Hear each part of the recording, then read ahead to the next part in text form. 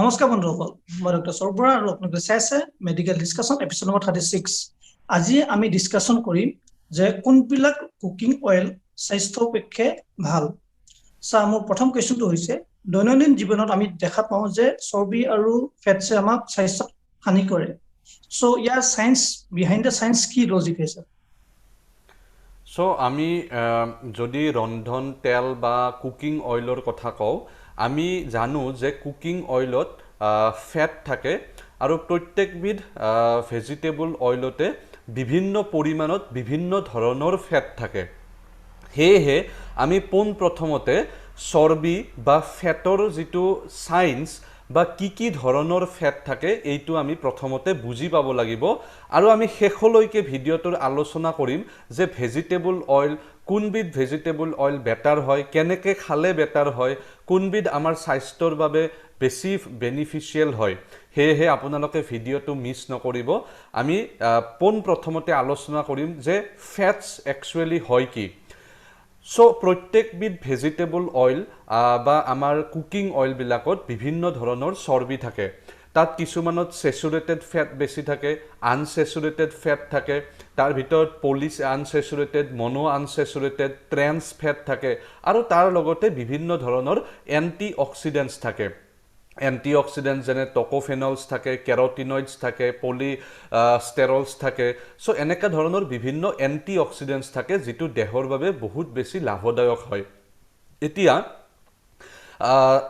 এই যেটো cooking oil থাকে কুকিং অয়েলত আটাইতকৈ যেটো কুকিং অয়েলত ট্ৰেন্স ফেট বেছি থাকে বা যেটো কাৰণত ট্ৰেন্স ফেট বাঢ়ি যায় এইটো আটাইতকৈ দেহৰ বাবে হাৰ্মফুল হয়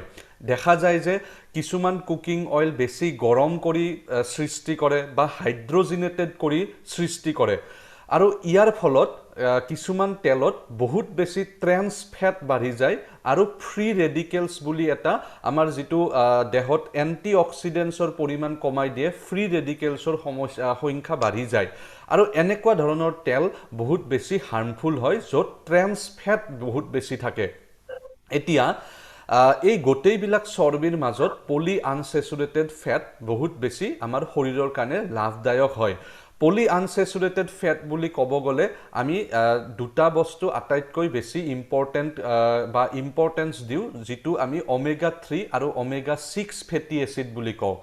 ওমেগা 6 ফেটি এসিড আমি লিনোলেইক এসিড বুলিও কওঁ আৰু ওমেগা 3 আলফা লিনোলেইক এসিড বুলিও কওঁ আৰু এই দুয়োটাকে আমি এসেনশিয়াল ফেটি এসিডত আমি ধৰো সো এসেনশিয়াল ফেটি এসিড বুলি এই কাৰণে কওঁ যে আমাৰ যিমান দেহত এসেনশিয়াল ফেটি এসিডস লাগে প্ৰায়বিলাকে আমাৰ দেহত নিজে সৃষ্টি কৰিব পাৰে কিন্তু ওমেগা 3 আৰু ওমেগা 6 ফেটি এসিড আমাৰ দেহত সৃষ্টি কৰিব নোৱাৰে আৰু এই দুটা আমি বাহিৰৰ পৰা খাবই লাগিব হেহে আমি ইয়াক এসেনশিয়াল ফেটি এসিড বুলা হয় আৰু এই দুটা আমি পলি আনস্যাচুৰেটেড ফেটি এসিডত পেলাও আৰু পলি আনস্যাচুৰেটেড ফেটি এসিড আমাৰ দেহৰ কাৰণে আটাইতকৈ দৰকাৰী হয় ই দেহত আমাৰ হাৰ্টৰ স্বাস্থ্য ভালে ৰাখে আমাৰ হাৰ্ট এটেক হোৱাৰ সমস্যা কমাই দিয়ে তাৰ লগতে তেজৰ নলীত যিবিলাক বেয়া চৰ্বি জমা হয় এইবিলাকক কমাই দিয়ে আমাৰ যেটো লিপিড প্ৰফাইল দেহাৰ তাত ট্ৰাইগ্লিসাৰাইড আৰু এলডিএল নামৰ বেয়া কোলেষ্ট্ৰল থাকে যেটোক আমি বেড কোলেষ্ট্ৰল বুলি কওঁ আৰু কিছুমান ভাল কোলেষ্ট্ৰল থাকে যেনে এইচডিএল আৰু এই এইচডিএল টোৱে আমাৰ দেহৰ বিভিন্ন ধৰণে উপকাৰ হয় দেহক আমি বিভিন্ন ধৰণে স্বাস্থ্যৱান কৰি ৰাখে হেহে দেখা যায় যে পলি আনস্যাচুৰেটেড ফেটি এসিডে আমাৰ দেহত বেড কোলেষ্ট্ৰল কমাই ভাল কোলেষ্ট্ৰলটো বঢ়াই দিয়ে আৰু হেহে ইয়াক এসেনশিয়াল ফেটি এসিডস বোলা হয় এইটো আমি আলোচনা কৰিলো পলি আনস্যাচুৰেটেড ফেটি এসিড নেক্সট আহিলে স্যাচুৰেটেড ফেটি এসিড স্যাচুৰেটেড ফেটি এসিড একচুয়ালি আমাৰ দেহৰ বাবে হাৰ্মফুল হয় কাৰণ ইয়ে আমাৰ বেয়া কোলেষ্ট্ৰল যেনে এলডিএল বঢ়াই এথেৰোস্ক্লেৰোসিস কৰে অৰ্থাৎ যিবিলাক তেজৰ নলী থাকে এই তেজৰ নলীবিলাক আমাৰ সৰু কৰি দিয়ে আৰু সেইভাবে আমাৰ হাৰ্টৰ সমস্যা ষ্ট্ৰোক হোৱাৰ সমস্যা এইবিলাক বঢ়াই দিয়ে এটা অধ্যয়নত দেখা গৈছে যে এজন ব্যক্তিয়ে যদি আগতকৈ স্যাচুৰেটেড ফেট খোৱাৰ পৰিমাণ আধা কমাই দিয়ে তেওঁৰ হাৰ্ট ডিজিজ বা হাৰ্টৰ সমস্যা হোৱাৰ সম্ভাৱনা 17% পৰ্যন্ত কমি যায় কিন্তু এই স্যাচুৰেটেড ফেটি এচিডতো তিনিটা ভাগ থাকে। এটা হৈছে লং স্যাচুৰেটেড ফেটি এচিড, য'ত লং চেইন থাকে, আৰু আনবিলাকত স্মল আৰু মিডিয়াম চেইন থাকে।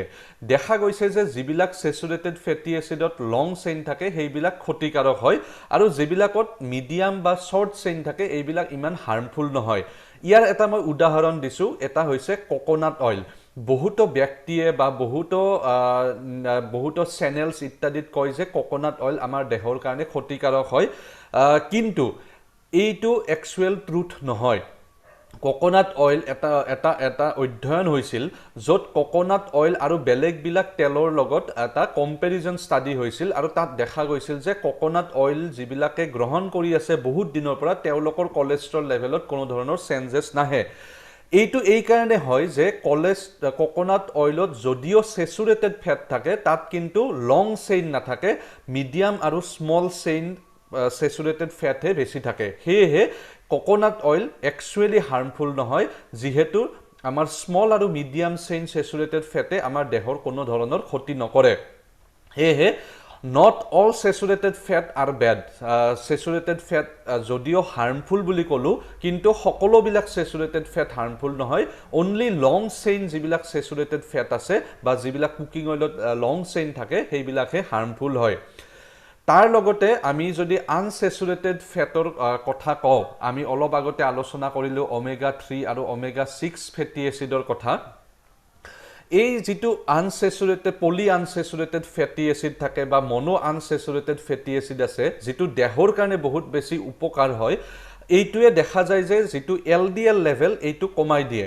কিন্তু এই যিটো ওমেগা 6 আৰু ওমেগা 3 আমি ক'লোঁ যে খাব লাগে, এইটো এটা নিৰ্দিষ্ট ৰেচিঅ'তহে খাব লাগে। আমি যদি অকল ওমেগা 6 খাই থাকোঁ, ওমেগা 3 নাখাওঁ, এইটো আমাৰ দেহৰ কাৰণে ক্ষতিকাৰক হয়।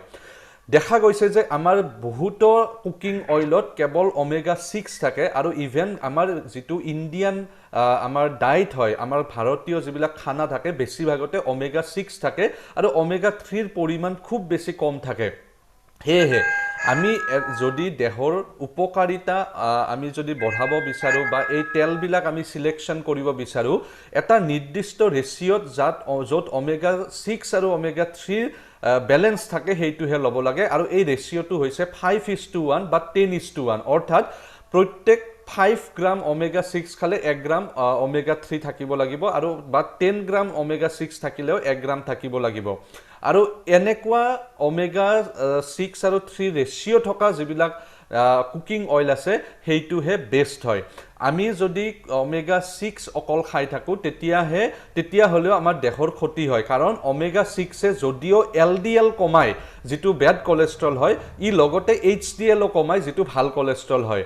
আনহাতে ওমেগা 3এ ট্ৰাইগ্লিচাৰাইড, যিটো বেড কলেষ্ট্ৰল হয়, এইটো কমায়, লগতে HDLটো যিটো ভাল কলেষ্ট্ৰল হয় ই বঢ়ায়, আৰু দেহত যিটো ইনফ্লেমেশ্যন বা আমাৰ দেহত যিটো এটা বেয়া প্ৰচেছ, ইনফ্লেমেটৰী প্ৰচেছ চলি থাকে, এইটোও লগতে কমাই দিয়ে। সেয়েহে ওমেগা 6 আৰু ওমেগা 3ৰ যিটো বেলেঞ্চ আছে, এই বেলেঞ্চটো মেইনটেইন হৈ থকা কুকিং অইলহে আমাৰ দেহৰ কাৰণে বেষ্ট হয়। তাৰ লগতে নেক্সট আহিলে ট্ৰেন্স ফেট। সকলো অধ্যয়নে কৈছে যে ট্ৰেন্স ফেট আটাইতকৈ দেহৰ কাৰণে হাৰ্মফুল হয়। ই আমাৰ দেহত কেঞ্চাৰ হোৱাৰ সম্ভাৱনা বঢ়ায়, অবেচিটি হোৱাৰ সম্ভাৱনা বঢ়ায়, ডিপ্ৰেশ্যন, ডায়েবেটিছ, ইনফ্লেমেশ্যন, এই গোটেইবিলাক যিবিলাক সমস্যা, দেহৰ বেয়া সমস্যাবিলাক আছে, এই গোটেইবিলাকে ট্ৰেন্স ফেটে বঢ়ায়। আৰু ই লগতে আমাৰ যিটো দেহৰ বেয়া কলেষ্ট্ৰল, LDL বা ট্ৰাইগ্লিচাৰাইড, এই গোটেইবিলাকৰ পৰিমাণ বঢ়াই হাৰ্টৰ প্ৰব্লেম, ষ্ট্ৰোক হোৱাৰ সম্ভাৱনা বঢ়াই দিয়ে। চ' এই গোটেইবিলাক যিবিলাক আলোচনা কৰিলোঁ, এইবিলাক হৈছে আমাৰ ফেটৰ বিভিন্ন ধৰণৰ কম্পজিশ্যন, আৰু তাৰ ভিতৰত আটাইতকৈ ভাল হৈছে পলি আনস্যাচুৰেটেড ফেটি এচিড, বেয়াৰ ভিতৰত আটাইতকৈ হৈছে ট্ৰেন্স ফেট, তাৰ লগতে যদি লং চেইন স্যাচুৰেটেড ফেটি এচিড, আৰু তাৰ লগতে যদি আমি অকল ওমেগা 6 ফেটি এচিড খাওঁ, তেতিয়াও আমাৰ দেহৰ কাৰণে হাৰ্মফুল হয়। ধন্যবাদ ছাৰ, আপুনি বিভিন্ন ধৰণে ক'লে, বিভিন্ন কুকিং অইলৰ যিটো কম্পজিশ্যনৰ কথা ক'লে, বিভিন্নখিনি কথা জানিলোঁ। এতিয়া আমি জানিব বিচাৰিম কোনবিলাক ৰন্ধন তেল আমি ব্যৱহাৰ কৰিব লাগে আৰু কেনেধৰণে ব্যৱহাৰ কৰিব লাগে ছাৰ।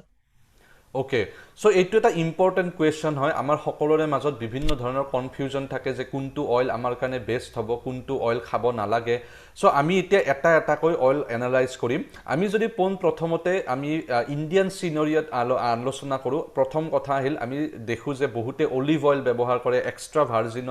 অলিভ অইল ব্যৱহাৰ কৰে সো অবভিয়াছলি অলিভ অইলত বহুত বেছি বেনিফিটছ থাকে তাৰ এটা কাৰণ হৈছে যে অলিভ অইলত পলিফেনলিক কম্পাউণ্ডছ বুলি এটা বস্তু থাকে যিটোৱে আমাৰ দেহৰ কোলেষ্ট্ৰল কমায় আৰু লগতে ইয়াত বহুত এণ্টি অক্সিডেণ্টছ থাকে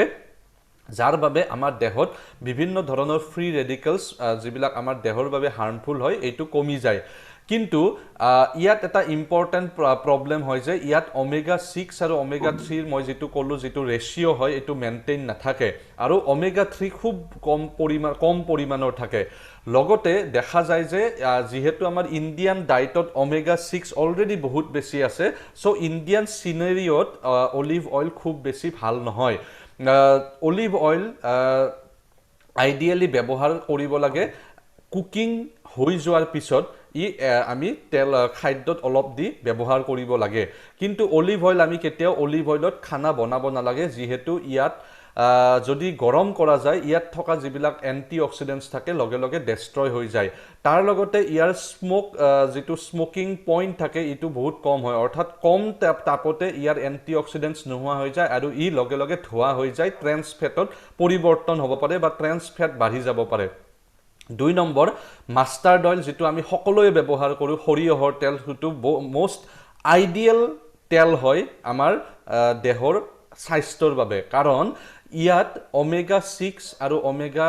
3 ৰ ৰেশিওটো একদম আইডিয়েল হয় আৰু ইয়াত দেখা যায় যে 6:5 ৰেশিওত থাকে অৰ্থাৎ ওমেগা 6ও বেছি থাকে ওমেগা 3ও বেছি থাকে লগতে ইয়াত স্যাচুৰেটেড ফেট বহুত কম পৰিমাণৰ থাকে আৰু পলি আনস্যাচুৰেটেড ফেট খুব বেছি পৰিমাণৰ থাকে লগতে আৰু এটা ইম্পৰ্টেন্ট কথা যে ইয়াৰ স্মোকিং পইণ্টটো বহুত বেছি হয় অৰ্থাৎ ইয়াক বহুত বেছি গৰম কৰিব পাৰি ই ধোৱা হৈ উৰি নাযায় বা ট্ৰেন্স ফেট বাঢ়ি নাযায় হেহে ই হাৰ্টৰ বেমাৰ হোৱা সম্ভাৱনা বহু গুণ কমাই দিয়ে এটা ডাঙৰ অধ্যয়ন হৈছিল য'ত সানফ্লাৱাৰ অইল আৰু মাষ্টাৰ্ড অইলৰ এটা কম্পেৰিজন ষ্টাডি হৈছিল দেখা গৈছিল যে যিবিলাক ব্যক্তিয়ে মাষ্টাৰ্ড অইল বা সৰিয়হৰ তেল ব্যৱহাৰ কৰি থাকে তেওঁলোকৰ হাৰ্টৰ বেমাৰ হোৱাৰ সম্ভাৱনা অলমোষ্ট 71% কম হয় হেহে এইটো ইম্পৰ্টেন্ট হয় হাৰ্টৰ স্বাস্থ্যৰ নিমিত্তে তাৰ লগতে দেখা গৈছিল যে যিবিলাক মানুহৰ হাৰ্ট এটেক হৈছিল মাষ্টাৰ্ড অইল বা সৰিয়হৰ তেল ব্যৱহাৰ কৰা ব্যক্তিৰ এৰিথমিয়া হোৱাৰ বা হাৰ্টৰ ধপধপনিৰ খেলিমেলি হোৱাৰ সম্ভাৱনাও খুব পৰিমাণৰ কম আছিল এতিয়া বহুতে ক'ব পাৰে যে এতিয়াও USA বা কানাডাত মাষ্টাৰ্ড অইল কিয় বেন্ড হৈ আছে এইটো একচুয়ালি 1970 বা 1970 চনত এটা ষ্টাডি হৈছিল য'ত দেখা গৈছিল যে মাষ্টাৰ্ড অইলত এৰুচিক এসিড নামৰ এটা পদাৰ্থ বা এটা মনো আনস্যাচুৰেটেড ফেট থাকে আৰু এইটো যেতিয়া এন্ডুৰৰ গাত পৰীক্ষা কৰা হৈছিল তাতে দেখা গৈছিল যে এন্ডুৰৰ গাত বহুত পৰিমাণৰ বেড কোলেষ্ট্ৰল বাঢ়ি তাত হাৰ্ট এটেক হৈছিল সো এৰুচিক এসিড নামৰ এই কম্পাউণ্ডবিধ বেছি থকাৰ কাৰণে এতিয়াও মাষ্টাৰ্ড অইল আমেৰিকাত বেন্ড আছে কিন্তু এতিয়া অধ্যয়নৰ জৰিয়তে দেখা গৈছে যে এই যেটো এৰুচিক এসিড আমাৰ দেহ এইটো এৰুচিক এসিড মেটাবলাইজ কৰা যেটো ৰস এটো এন্ডুৰত পোৱা নাযায় কিন্তু বেলেগ গোটেই স্পিচিছত এৰুচিক এসিড নোহোৱা কৰিবৰ যেটো ৰস থাকে এটো পোৱা যায় হেহে মাষ্টাৰ্ড অইল যদিও এন্ডুৰত এইটো বহুত বেছি ক্ষতিকাৰক হয় কিন্তু বেলেগ সকলো স্পেচিছতে এই এৰুচিক এসিডে কোনো ধৰণৰ ক্ষতি নকৰে হেহে এইটো যদিও বেছি থাকে ই গোটেই বেলেগ স্পেচিছত ভালদৰে ব্যৱহাৰ কৰিব পাৰি তাৰ লগতে এইটো ইম্পৰ্টেন্ট যে যিকোনো অইল ৰিইউজ কৰিব নালাগে বা ৰিফাইন কৰিলে যদি হিট ব্যৱহাৰ কৰি ৰিফাইন কৰা গৈছে তেনেকুৱা মাষ্টাৰ্ড অইল বা সৰিয়হৰ তেল ব্যৱহাৰ কৰিব নালাগে কাৰণ দেখা গৈছে যে যদি এটা মাষ্টাৰ্ড অইল বা সৰিয়হৰ তেল ৰিফাইন কৰাৰ সময়ত যদি বহুত বেছি হিট প্ৰয়োগ কৰিছে বা হাইড্ৰজেনেশ্যন কৰিছে তেতিয়া ইয়াত থকা যিবিলাক ভাল গুণ এই গুণবিলাক নোহোৱা হৈ যায় এন্টি অক্সিডেন্টছ কমি যায় কিন্তু ৰিফাইন অইলতো সেই একে ধৰণৰ ওমেগা 6 আৰু ওমেগা 3 ফেটি এসিডৰ যেটো কম্পোজিশন এইটো ঠিকে থাকে নেক্সট আহিলে আমি কেনোলা অইল কেনলা অইলতো ওমেগা 6 আৰু 3 যেটো ৰেশিও ই ভালদৰে মেইনটেইন হয় কিন্তু কেনলা অইল ৰিফাইন্ড অৱস্থাত পায় ই আনৰিফাইন্ড অৱস্থাত নাপায় যেহেতু আনৰিফাইন্ড অৱস্থাত ইয়াৰ স্মোকিং পইণ্টটো বহুত কমি যায় ৰিফাইন্ড অৱস্থাতো কেনলা অইলৰ স্মোকিং পইণ্ট খুব কম থাকে হেহে ৰন্ধন কৰিবৰ বাবে এইটো ব্যৱহাৰ কৰাটো খুব ভাল কথা নহয় আমি কুকিং কৰি উঠি তাৰ খানাৰ ওপৰত কেনলা অইল ব্যৱহাৰ কৰি ইয়াৰ লাভ ল'ব পাৰো সিমিলাৰলি ফ্লেক্সিড অইলতো আমাৰ ওমেগা 6 আৰু ওমেগা 3 ৰেশিওটো ভাল থাকে আৰু ইয়াৰ স্মোকিং যেটো পইণ্ট থাকে ইয়াৰো বেছি থাকে সো কুকিংতো ফ্লেক্সিড অইল ব্যৱহাৰ কৰিব পাৰি আটাইতকৈ ইম্পৰ্টেন্ট ভাল কনসেপ্ট হৈছে ব্লেন্ডিং অইল কনসেপ্ট অৰ্থাৎ আমি এটা তেল অকলে ব্যৱহাৰ নকৰি বিভিন্ন তেলৰ সংমিশ্ৰণ বা মিক্সাৰ অফ ডিফাৰেন্ট অইল আমি ইউজ কৰি আমাৰ শৰীৰৰ আৰু বেছি বেনিফিট কৰিব পাৰো কিয়নো কিছুমান অইলত কিছুমান বস্তু কম থাকে কিছুমান অইলত কিছুমান বস্তু বেছি থাকে সো আমি যদি মিক্স কৰি কিছুমান অইল খাও তেনেহলে আমাৰ শৰীৰৰ বাবে বেছি বেনিফিট হয় ইয়াৰ আটাইতকৈ ভাল উদাহৰণ হৈছে আমি যদি ৰাইস ব্ৰেন অইল সানফ্লাৱাৰ অইলৰ লগত মিক্স কৰো 70:30 ৰেশিওত অৰ্থাৎ 70% ৰাইস ব্ৰেন অইল আৰু 30% যদি সানফ্লাৱাৰ অইল একেলগে ব্যৱহাৰ কৰা যায় বা ব্লেন্ড কৰা যায় তেতিয়া ভাল এটা ৰিজাল্ট পোৱা যায় হে একেদৰে কেনলা অইল আৰু ফ্লেক্সিড অইল যদি মিক্স কৰা যায় বা কোকোনাট অইল বা সিসেমি অইল অৰ্থাৎ নাৰিকলৰ তেল আৰু তিলৰ তেল যদি একেলগে মিক্স কৰা যায় ইয়াৰ ভাল সুপৰিমাণ পোৱা যায় সো আমি এই ডিসকাশনটোৰ পৰা গম পালো যে এই গোটেইবিলাক অইলৰ যদি তুলনা কৰো ইন্ডিয়ান কনটেক্সটত আটাইতকৈ ভাল মাষ্টাৰ্ড অইল হয় যেহেতু ইয়াত গোটেইবিলাক ইন্ডিয়ান সিনেৰিঅৰ বা ইন্ডিয়ান ডায়েট হিচাপে গোটেইবিলাক কম্পোজিশন ঠিকে থাকে ইয়াত পলি আনসেচুৰেটেড ফেট খুব বেছি থাকে লগতে ইয়াত ওমেগা 6 আৰু ওমেগা 3 এটা ভাল কম্বিনেশন থাকে কিন্তু যিকোনো অইল ব্যৱহাৰ যদি আমি বাৰম্বাৰ কৰো অৰ্থাৎ এটা অইলতে যদি বাৰবাৰ আমি কুক কৰি থাকো ইয়াৰ এটো আটাইতকৈ হাৰ্মফুল হয় যেহেতু এনেকে ৰিইউজ কৰাৰ ফলত আমাৰ যেটো তেল ব্যৱহাৰ কৰা যায় ইয়াত ট্ৰান্স ফেটৰ পৰিমাণ বহুগুণ বেছি বাঢ়ি যায় আৰু এইটো আটাইতকৈ দেহৰ কাৰণে ক্ষতিকাৰক হয় ই আমাৰ যিমান বেয়া কোলেষ্ট্ৰল আছে শৰীৰত বঢ়াই আমাৰ হাৰ্টৰ ক্ষতি কৰে আমাৰ তেজৰ আৰ্টাৰিজ তেজৰ নলীবিলাকত ক্ষতি কৰি আমাৰ দেহত কিছুমান ভয়ংকৰ বেমাৰৰ সৃষ্টি কৰে ধন্যবাদ স্যাৰ স্বাস্থ্য সম্পৰ্কে আপুনি সুন্দৰভাৱে এক্সপ্লেইন কৰিলে স্যাৰ শেষত আমি দৰ্শকসকলক আপুনি কি অনুৰোধ জনাব বিচাৰিব ৰন্ধন সো আমি এই গোটেইবিলাকৰ জৰিয়তে আলোচনা কৰিলো যে আমাৰ শৰীৰৰ কাৰণে কোনবিধ ফেট ভাল হয় কোনবিধ চৰ্বি ভাল হয় কোনবিধ বেয়া চৰ্বি হয় লগতে আমি কুকিং অইলৰ ব্যৱহাৰ আমি শিকিলো কিন্তু ইয়াৰ উপৰিও এটা ইম্পৰ্টেন্ট যে আমাৰ অকল কুকিং অইলৰ ব্যৱহাৰে আমাৰ দেহৰ কাৰণে মানে দেহৰ কাৰণে ঠিক নহয় কুকিং অইল সিলেকশনৰ লগতে লাইফস্টাইল চেঞ্জেস আমাৰ দেহৰ যেটো বেড কোলেষ্ট্ৰল এইটো কমাবৰ কাৰণে দৰকাৰী হয় তাৰ ভিতৰত এক্সাৰসাইজ ইম্পৰ্টেন্ট হয় স্মোকিং এলকহল এভয়েডেন্স ইম্পৰ্টেন্ট হয় সেডেন্টাৰী লাইফ আমি যাতে কমাব পাৰো আমি যাতে ৰেগুলাৰ ব্ৰিস্ক ওয়াকিং কৰিব পাৰো তাৰ লগতে আমি ডায়েটত যিমান পাৰো কাৰ্বোহাইড্ৰেট কমাব লাগে তাৰ লগতে আমি যিমান পাৰো নিমখ চেনিৰ ব্যৱহাৰ কমাব লাগে এই গোটেইবিলাক যদি আমি একলগ কৰো তেতিয়াহে বা লাইফস্টাইল চেঞ্জেছৰ দ্বাৰা আমি এই গোটেইবিলাক প্ৰণালী অৱলম্বন কৰিলেহে এটা ভাল সুন্দৰ জীৱন যাপন বা এটা ভাল হেলথ আমি পাব পাৰো আশা কৰো এই ভিডিওটোৰ জৰিয়তে আপোনালোকে বিভিন্ন ধৰণৰ ফেট বা চৰ্বিৰ বিষয়ে জানিব যিবিলাক কনফিউজন আছিল এইবিলাক ক্লিয়াৰ হ'ল এই ভিডিওটো প্লিজ লাইক কৰিব শেয়াৰ কৰিব আৰু সাবস্ক্ৰাইব কৰিব ধন্যবাদ